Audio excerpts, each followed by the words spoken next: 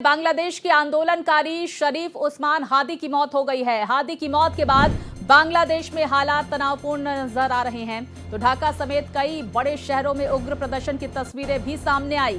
प्रदर्शनकारी सरकार के खिलाफ नारेबाजी कर रहे हैं। तो हादी की मौत को साजिश बताते हुए न्याय की मांग भी की जा रही है। हालात को देखते हुए अलर्ट मोड पर सुरक्षा एजेंसियां। तो मोहम्मद यूनुस ने देश में एक दिन के राष्ट्रीय शोक का ऐलान किया। मोहम्मद यूनुस ने जनता को भी संबोधित किया। तो हादी की मौत के मामले में दोषियों को बख्शा नहीं जाएगा। मोहम्मद यूनुस की तरफ से ये प्रतिक्रिया आई, हर स्तर पर कार्रवाई की जाएगी। तो बांग्लादेश की अंतरिम सरकार के प्रमुख हैं मोहम्मद यूनुस, लेकिन बांग्लादेश से जो तस्वीरें आ रही है वो आप अपनी टीवी स्क्रीन पर देख सकते हैं। और ये एक समाचार पत्र का ऑफिस, अखबार का ऑफिस, जिसे किस तरह से जलाया गया, आगजनी वहां पर की गई। ढाका समेत कई बड़े शहरों में उग्र प्रदर्शन लगातार जारी है। तो देखिए किस तरह से जेन जी विरोध करते हुए नजर आ रहे हैं। कुछ वक्त पहले 2024 का वो मंजर जब हमने देखा था कि किस तरह से बांग्लादेश में आग भड़की थी आंदोलन की।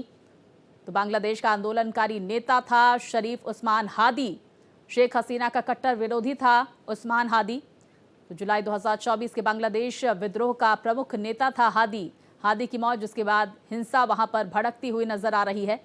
हालात को देखते हुए अलर्ट मोड पर सुरक्षा एजेंसियां वहां पर नजर आ रही हैं। मोहम्मद यूनुस ने देश में एक दिन के राष्ट्रीय शोक का ऐलान किया, लेकिन देखिए किस तरह से वहां पर तोड़फोड़ की गई, आगजनी की गई, पत्थरबाजी की गई। तो हादी की मौत के दोषियों को बख्शा नहीं जाएगा। मोहम्मद यूनुस की तरफ से यह प्रतिक्रिया भी सामने आई है। तो बांग्लादेश में हादी के नाम पर बवाल लगातार जारी है। अलग अलग शहरों से हिंसा की तस्वीरें, आगजनी की तस्वीरें सामने निकल कर आ रही हैं। और जैसा कि हम तस्वीरों में देख पा रहे हैं, जेन जी बड़ी तादाद में इस तरह के प्रदर्शन में शामिल हैं। तो हादी की मौत को साजिश बताते हुए न्याय की मांग की जा रही है। आंदोलनकारियों की तरफ से, प्रदर्शनकारियों की तरफ से सुरक्षा एजेंसियां अलर्ट मोड पर हैं। तो वहीं मोहम्मद यूनुस की तरफ से एक दिन के राष्ट्रीय शोक का ऐलान किया गया हादी की मौत के बाद। कौन था उस्मान हादी, ये भी जान लीजिए। बांग्लादेश का आंदोलनकारी नेता था शरीफ उस्मान हादी। शेख हसीना का कट्टर विरोधी था उस्मान हादी। जुलाई 2024 के बांग्लादेश विद्रोह का प्रमुख नेता था हादी। तो 2024 में हसीना की आवामी लीग सरकार को गिराया। सिंगापुर में इलाज के दौरान हादी की मौत हो गई। पिछले हफ्ते अज्ञात हमलावरों ने हादी के सिर में गोली मारी थी। उसके बाद सिंगापुर में इलाज के दौरान हादी की मौत हो गई। लेकिन देखिए हादी की मौत होते ही किस तरह से जेन जी उग्र हो गए और कुछ इस तरह से एक बार फिर से प्रदर्शन की तस्वीरें बांग्लादेश से सामने निकल कर आई। तो बांग्लादेश में फिलहाल हिंसा थमने का नाम नहीं ले रही है। बांग्लादेश से इस वक्त की बड़ी खबर आ रही है। हादी की मौत के बाद बांग्लादेश में उग्र प्रदर्शन लगातार जारी है। ढाका समेत कई शहरों में उग्र प्रदर्शन की तस्वीरें सामने आ रही है। मीडिया हाउस बने आक्रोशित भीड़ का निशाना। तो देखिए भीड़ ने 5 समाचार पत्रों के दफ्तरों में आग लगा दी है। प्रथम, अलो और द डेली स्टार जैसे अखबारों के कार्यालयों पर हमला किया गया है। आक्रोशित भीड़ ने तोड़फोड़ की, आगजनी की, जैसा कि तस्वीरों से भी नजर आ रहा है कि किस तरह से आक्रोश भीड़ का वहां पर देखा जा रहा है। कई सारे समाचार पत्रों के ऑफिस को निशाना बनाया गया। बहुत सारे पत्रकार उस ऑफिस में फंसे रहे। वहां पर हाहाकार मच गया। और ये तस्वीरें देखिए किस तरह से आगजनी वहां पर की गई है इन प्रदर्शनकारियों की तरफ से। आक्रोशित भीड़ का ये तांडव बांग्लादेश में एक बार फिर से देखने को मिला। 2024 का वो मंजर एक बार फिर से ताजा होता हुआ। हादी की मौत के बाद देखिए किस तरह से बांग्लादेश में बवाल जारी है। तो देखिए किस तरह से सुलगता बांग्लादेश नजर आ रहा है। आक्रोशित भीड़ ने कई मीडिया हाउस को निशाना बनाया और वहां पर आगजनी की गई। तांडव देखने को मिला लोगों का। तो आपको बता दें हादी को गोली मारी गई थी सर पर, जिसके बाद सिंगापुर में उसका इलाज चल रहा था और जानकारी आ रही है कि उसकी मौत हो गई। जिसके बाद सियासत जोरों पर जहां गरमा रही है, तो वहीं कुछ इस तरह से प्रदर्शन भी जारी है।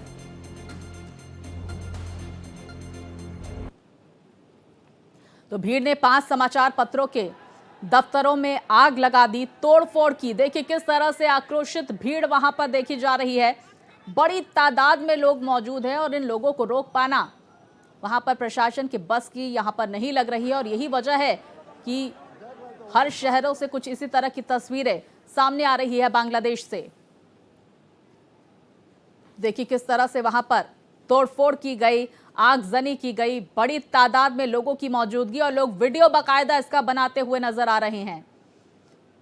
तो आक्रोशित भीड़ ने तोड़फोड़ और आगजनी की है। बांग्लादेश से कुछ इस तरह का मंजर सामने आया। बांग्लादेश में हिंसा भड़की। बांग्लादेश के आंदोलनकारी शरीफ उस्मान हादी की मौत के बाद बांग्लादेश में हालात तनावपूर्ण नजर आ रहे हैं। ढाका समेत कई बड़े शहरों में उग्र प्रदर्शन लगातार जारी है। तो नारेबाजी की जा रही है, प्रदर्शनकारियों की तरफ से आगजनी की जा रही है, न्याय की मांग की जा रही है हादी की मौत को लेकर। और हालांकि मोहम्मद यूनुस इस तरह की बातें जरूर कह रहे हैं कि इस पर कार्रवाई की जाएगी, दोषियों को बख्शा नहीं जाएगा, लेकिन फिलहाल बांग्लादेश सुलगता हुआ नजर आ रहा है, शांत होता हुआ नजर नहीं आ रहा है। बांग्लादेश 2024 का मंजर एक बार फिर से ताजा होता हुआ। तो देखिए बांग्लादेश के आंदोलनकारी शरीफ उस्मान हादी की मौत के बाद बांग्लादेश एक बार फिर से सुलग रहा है। न्याय की मांग इन प्रदर्शनकारियों की तरफ से की जा रही है, लेकिन देखिए किस तरह से मीडिया हाउस को निशाना बनाते हुए ये प्रदर्शनकारी। अब बांग्लादेश का आंदोलनकारी नेता था शरीफ उस्मान हादी, शेख हसीना का कट्टर विरोधी नेता था उस्मान हादी। आपको बता दें जुलाई 2024 के बांग्लादेश विद्रोह का प्रमुख नेता था हादी। 2024 में हसीना की आवामी लीग सरकार को गिराया हादी ने। सिंगापुर में इलाज के दौरान हादी की मौत हुई। तो पिछले हफ्ते अज्ञात हमलावरों ने सिर में गोली मारी थी हादी के। उसके बाद सिंगापुर में भर्ती कराया गया था, जहां पर उसका इलाज चल रहा था। फिलहाल हादी की मौत की जानकारी मिलते ही बांग्लादेश एक बार फिर से सुलग उठा, जिसकी तस्वीरें आप अपनी टीवी स्क्रीन पर देख सकते हैं। तो देखिए किस तरह से 2024 का वो मंजर फिर से ताजा हो रहा है, जब शेख हसीना के तख्ता पलट के बाद कुछ इस तरह का मंजर देखा गया था और उस दौरान शेख हसीना भारत पहुंची। कई सारे मंत्रियों को, अधिकारियों के घरों को निशाना बनाया गया था, जला दिया गया था। बहुत सारे गायक, एक्टर, एक्ट्रेसेस को निशाना बनाया गया था। तो हादी की मौत पर कलेश बरकरार है। फिर से बांग्लादेश सुलगता हुआ नजर आ रहा है, जिसकी तस्वीरें आप अपनी टीवी स्क्रीन पर देख सकते हैं। लेकिन इन तस्वीरों से ये भी जरूर सवाल उठते हैं कि आखिर बांग्लादेश की पुलिस क्या कर रही है, प्रशासन क्या कर रहा है। इतनी बड़ी तादाद में लोग, प्रदर्शनकारी सड़कों पर उतरे आए हैं। एक बार फिर से ये पूरा सिस्टम चरमराता हुआ बांग्लादेश में देखा जा रहा है। मोहम्मद यूनुस क्या कर रहे हैं, ये बहुत बड़ा सवाल है। क्या सुलगने दिया जा रहा है बांग्लादेश को? क्या कोई प्रोपेगेंडा यहां पर स्थापित किया जा रहा है? तो देखिए किस तरह से बांग्लादेश एक बार फिर से सुलग रहा है। हादी की मौत के बाद बवाल जारी है। तो हादी के नाम पर बवाल की ये तस्वीरें, जहां पर हिंसा, हमला और तोड़फोड़, साथ ही आगजनी लगातार बांग्लादेश में की जा रही है। कई शहरों से अमूमन इसी तरह की तस्वीरें सामने निकल कर आ रही हैं। कुछ इसी तरह का मंजर देखा जा रहा है। तो हादी की मौत पर कलेश बरकरार है। किस तरह से बांग्लादेश सुलग रहा है, उसकी तस्वीरें आप देख सकते हैं। किस तरह से 2024 का वो मंजर, जब शेख हसीना का तख्ता पलट हुआ, अंतरिम सरकार का मुखिया मोहम्मद यूनुस को बनाया गया। लेकिन जब इस तरह की तस्वीरें बांग्लादेश से सामने निकल कर आ रही हैं, तो क्या मोहम्मद यूनुस हाथ पर हाथ रख के बैठे हुए हैं? इन प्रदर्शनकारियों को समझाने की क्या कोशिश नहीं की जा रही है? बहुत सारे सवाल यहां पर खड़े होते हैं। तो बांग्लादेश एक बार फिर से सुलगता हुआ और जानकारी आ रही है कि बहुत सारे अखबार के ऑफिसेस को, मीडिया हाउसेस को निशाना बनाया गया है, आगजनी की गई है, तोड़फोड़ की गई है। और इस पूरे घटना का ये वीडियो भी आप देख सकते हैं कि किस तरह से वहां पर बांग्लादेश सुलगता हुआ एक बार फिर से नजर आ रहा है। बांग्लादेश से ये तस्वीरें लगातार सामने निकल कर आ रही हैं। अलग अलग इलाकों से, हर एक शहर में कुछ इसी तरह की स्थिति देखी जा रही है। हालांकि मोहम्मद यूनुस ये कह रहे हैं कि दोषियों पर कार्रवाई की जाएगी। एक दिन के राष्ट्रीय शोक का भी ऐलान किया गया है। लेकिन ये जनरेशन जी समझने का नाम नहीं ले रही है और यही वजह है कि अलग अलग इलाकों में आगजनी की तस्वीरें सामने निकल कर आ रही है। तो देखिए किस तरह से दहकता हुआ, धधकता हुआ बांग्लादेश एक बार फिर से देखा जा रहा है। तो जानकारी आ रही है कि देर रात बड़े अखबार डेली स्टार, प्रथम आलो के ऑफिस में जबरन घुसकर तोड़फोड़ की गई, आगजनी की गई। प्रदर्शनकारियों ने पूर्व राष्ट्रपति शेख मुजीबुर रहमान के आवास में भी तोड़फोड़ की। इसके साथ ही शेख हसीना पार्टी के आवामी लीग के ऑफिस भी फूंक दिए गए, इस तरह की जानकारी आ रही है। ये हिंसा शेख हसीना के विरोधी नेता उस्मान हादी की सिंगापुर में हुई मौत के बाद भड़की है। तो हादी 2024 के छात्र आंदोलन के प्रमुख नेताओं में से एक थे। उन्होंने 12 दिसंबर को चुनाव प्रचार के दौरान उन्हें सिर में गोली लग गई थी। तो वहीं देखिए, बांग्लादेश में धर्म का अपमान करने के आरोप में लोगों के एक समूह ने पहले एक हिंदू युवक को पीट कर मार डाला। इस तरह की जानकारियां भी सामने निकल कर आई। तो देखिए किस तरह से बांग्लादेश में हिंसा भड़कती हुई। कुछ वीडियोस भी काफी वायरल सोशल मीडिया पर लगातार देखे जा रहे हैं। तो वहीं बांग्लादेश के सबसे बड़े अखबार कहे जाने वाले डेली स्टार के ऑफिस में भी आग लगा दी गई। जैसा कि आप तस्वीरों में देख पा रहे हैं, ये बांग्लादेश का सबसे बड़ा अखबार डेली स्टार का ऑफिस है और उस पर बवाल लगातार जारी है। इसके साथ ही ये भी जानकारी आई कि करीब 25 पत्रकार 3 घंटे तक डेली स्टार ऑफिस के अंदर फंसे हुए थे। तो वहीं प्रदर्शनकारियों ने सांस्कृतिक संगठन छायानोट भवन पर हमला किया, बड़े पैमाने पर तोड़फोड़ की गई। तो प्रदर्शनकारियों ने तुम कौन हो, मैं कौन हूं, हादी हादी जैसे नारे लगाए। तो देखिए, बांग्लादेश से बड़ी खबर आ रही है। हादी की मौत के बाद बांग्लादेश में उग्र प्रदर्शन जारी है। ढाका समेत कई शहरों में उग्र प्रदर्शन हो रहा है। मीडिया हाउस बने हैं आक्रोशित भीड़ का निशाना, जैसा कि हम तस्वीरें भी लगातार दर्शकों तक पहुंचा रहे हैं। भीड़ ने 5 समाचार पत्रों के दफ्तरों में आग लगाई है। प्रथम अलाव और द डेली स्टार जैसे अखबारों के कार्यालयों पर हमला किया गया, जैसा कि आप तस्वीरों में भी देख सकते हैं। आक्रोशित भीड़ ने तोड़फोड़ की, आगजनी की। तो हादी के मौत के बाद फिलहाल बवाल थमने का नाम नहीं ले रहा है। लगातार बांग्लादेश से जो बड़ी खबरें आ रही है, बड़ी जानकारी और तस्वीरों के साथ भारत एक्सप्रेस दर्शकों तक पहुंचा रहा है कि किस तरह से एक बार फिर से सुलगता हुआ बांग्लादेश नजर आ रहा है। ये देखिए, ज्यादातर जेन जी यहां पर इस भीड़ में शामिल, इस प्रदर्शनकारियों में शामिल नजर आ रहे हैं। और देखिए किस तरह से तोड़फोड़ की जा रही है, शटर तोड़े जा रहे हैं और लगभग 25 से ज्यादा पत्रकार इस डेली स्टार के ऑफिस में फंसे हुए थे। लगभग 3-4 घंटे तक फंसे हुए थे और प्रदर्शनकारी इस तरह से तांडव करते हुए नजर आ रहे थे। देखिए किस तरह से इन्होंने आगजनी की। बड़ी तादाद में लोगों की मौजूदगी यहां पर देखी गई। लेकिन ये भी यहां पर समझने वाली बात होगी कि इस दौरान मोहम्मद यूनुस जो अंतरिम सरकार के प्रमुख हैं, वो क्या कर रहे थे, प्रशासन क्या कर रहा था। तो देखिए क्या कुछ वहां पर मंजर रहा। ये तस्वीरें सामने निकल कर आई क्योंकि रात को ये तोड़फोड़ की गई थी और सुबह की ये तस्वीरें सामने निकल कर आई कि किस तरह से पूरी तरह से तबाह कर दिया गया इस अखबार के ऑफिस को। बांग्लादेश में हिंसा, जहां पर शरीफ उस्मान हादी की मौत के बाद बवाल थमने का नाम नहीं ले रहा है। एक बार फिर से लगातार वो तस्वीरें सामने निकल कर आ रही है जो बांग्लादेश की मौजूदा स्थिति को बयां कर रही हैं। शेख हसीना के तख्ता पलट का भी हम जिक्र कर लेते हैं। 2024 में जब तख्ता पलट हुआ था, कुछ इसी तरह का मंजर बांग्लादेश में सामने निकल कर आया था। बहुत सारी बातचीत हुई थी, बहुत सारी वार्ता हुई थी जेन-जी के साथ और उसके बाद मोहम्मद यूनुस को अंतरिम सरकार का प्रमुख बनाया गया और ये सोचा गया, समझा गया कि हालात बेहतर होंगे, लेकिन ऐसा कुछ होता हुआ नजर नहीं आ रहा है। ये भी समझने वाली बात होगी कि क्योंकि मोहम्मद यूनुस लगातार चीन से नजदीकियां बना रहे थे, पाकिस्तान से नजदीकियां बना रहे थे, लेकिन अपना देश इन्होंने देखा ही नहीं। और यही वजह है कि जब एक शरीफ उस्मान हादी की मौत हो जाती है तो उसके बाद कुछ इस तरह की तस्वीरें बांग्लादेश से एक बार फिर से सामने निकल कर आती है।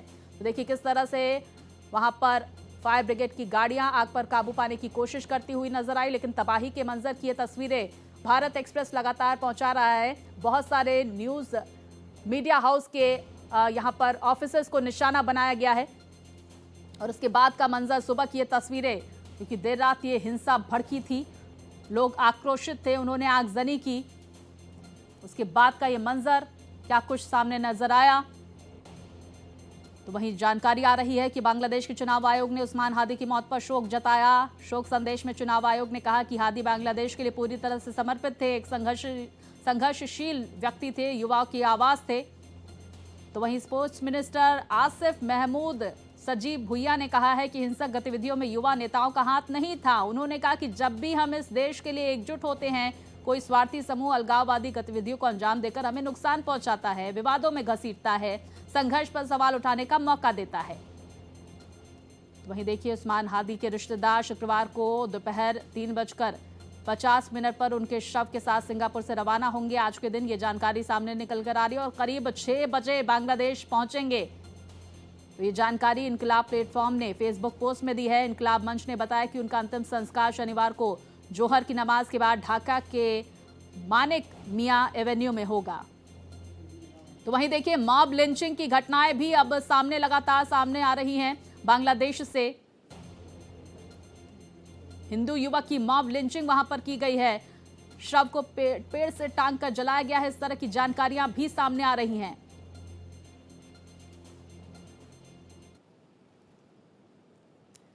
हमारे साथ बांग्लादेश में जिस तरह से हिंसा जारी है, इस पर लगातार चर्चा करेंगे। मेजर जनरल रिटायर्ड डॉक्टर राजन कोचर जी जुड़ गए हैं, रक्षा विशेषज्ञ भी हैं। सर, बहुत स्वागत है आपका भारत एक्सप्रेस में। लेकिन बांग्लादेश में जो मौजूदा स्थिति है सर, उसको मैं जरा समझने की कोशिश कर रही हूं कि आखिर मोहम्मद यूनुस क्या कर रहे हैं। इतनी बड़ी तादाद में युवा सड़कों पर हैं। देखिए स्वाति जी, सिचुएशन बांग्लादेश में नॉर्मल नहीं है और ये काफ़ी देर से हम देख रहे हैं। और ख़ास तौर पे भी अभी जो इलेक्शंस आने वाले हैं जी, अभी एक चीज़ बहुत साफ हो रही है जो बांग्लादेश को स्टडी करते हैं लोग, और जिस तरीके से मैंने इसका एनालिसिस किया है कि मोहम्मद यूनुस जो अभी सत्ता में है, ये अपनी सत्ता को छोड़ना नहीं चाहते। तो एक स्ट्रेटजी ये है कि कोशिश की जाए कि अगर हम इस एक law and order situation create एक स्टेट के अंदर अपना करते हैं, तो एक पॉसिबिलिटी होती है कि आपके इलेक्शंस इस हालत में नहीं होंगे।